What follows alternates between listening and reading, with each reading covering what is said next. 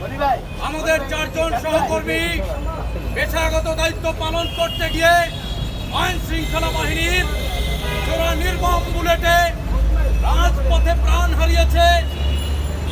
শত শত সাংবাদিক সারা দেশে আহত হয়ে মৃত্যুর সাথে পাঞ্জা লড়ছে, হাসপাতালের বিছানায় কাঁপছে। আজকে এই নির্মম পরিণতির জন্য এবং আমাদের 4 সহকর্মীর হত্যার দায় কোনোভাবেই আইন শৃঙ্খলা বাহিনী এবং সরকার এড়াতে পারে না।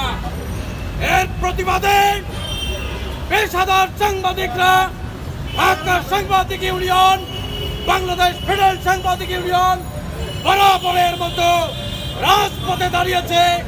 এর প্রতিবাদে আজকের এই প্রতিবাদ সমাবেশে সভাপতিত্ব করছেন বাংলাদেশ ফেডারেল সাংবাদিক ইউনিয়নের সভাপতি বীর